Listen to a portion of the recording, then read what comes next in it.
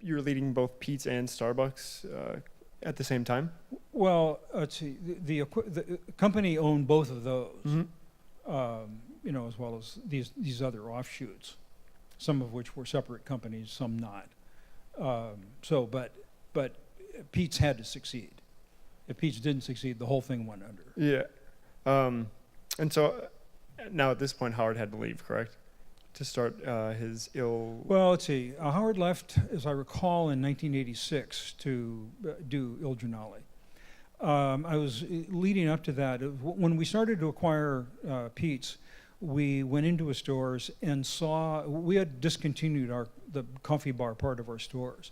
And we really liked the way it worked at Peet's. And so we decided that we would put it in at Starbucks, Gordon. And how was it working at Peet's that it wasn't at Starbucks?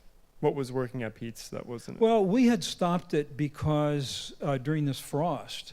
The coffee bar, as in like brewing bar. Coffee and selling that?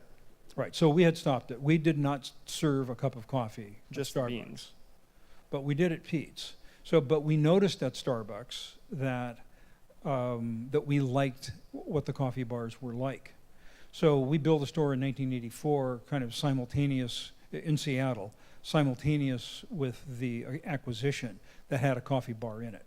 That was the first Starbucks store with an espresso machine, which Howard and Gordon were certainly, you know, key developers. Were you not as big of a fan of the espresso bar, or did you? Oh yeah, no, it was fine. No, we all wanted to do the espresso bars. We all wanted to do bars in the stores.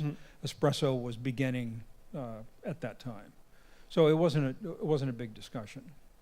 I mean, Howard may well have been inspired by his trip to Italian coffee bars, but I don't know. But it was working at Peet's. It was working at Peet's. It was coming to Starbucks. And then, is this around the time when Gordon exited the company as well?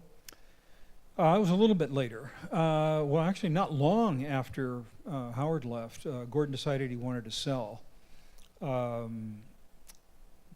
mostly for personal things, health, family.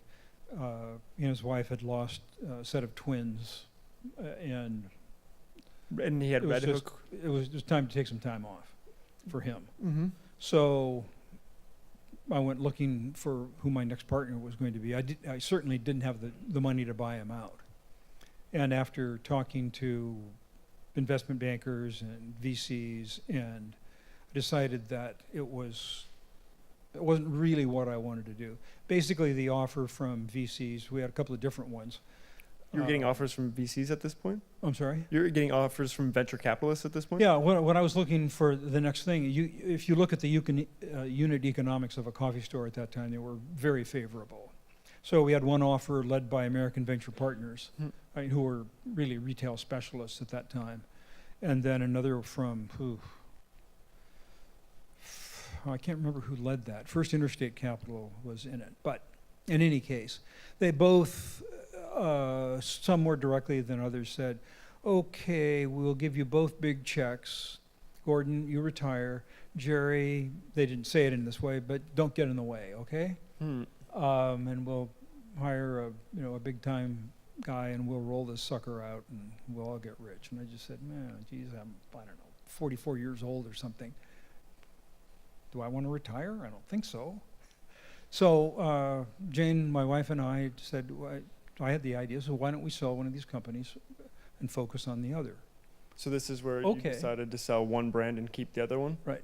And, but Jane swears it was her idea that we keep Peet's and sell Starbucks. Even though we had kids in high school in Seattle, it wasn't going to be easy. But that's what I wanted to do also. Immediately you knew that Peet's was the right decision for you? Yeah. Or did well, you have some no matter how good Starbucks could get, it would never be Peet's.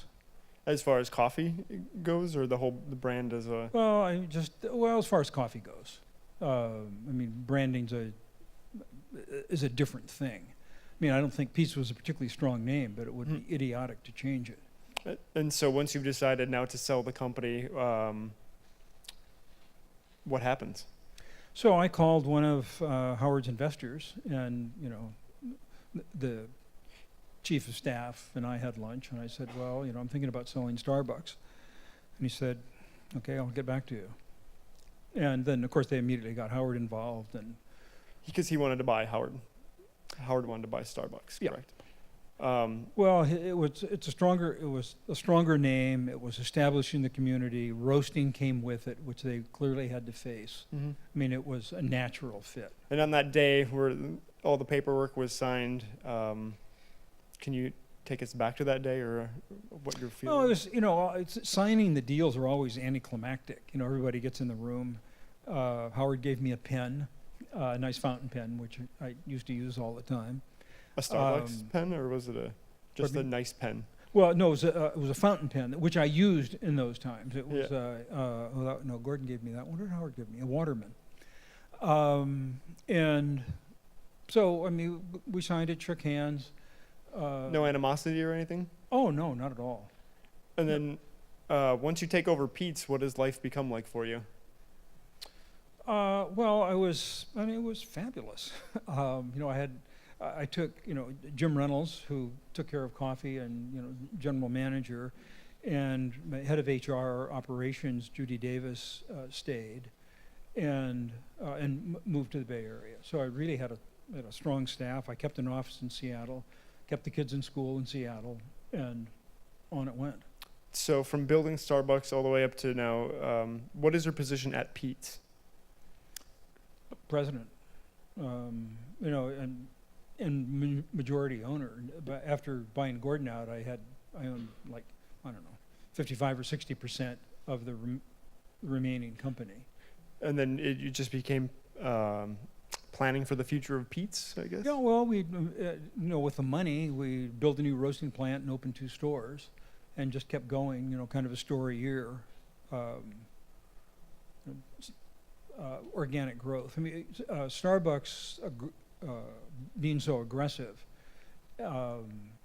changed the business somewhat. Mm-hmm. They're coming into Northern California, changed it a little bit. It was kind of, it was really nice before. Somebody got to a neighborhood first, you just said, okay, you got it.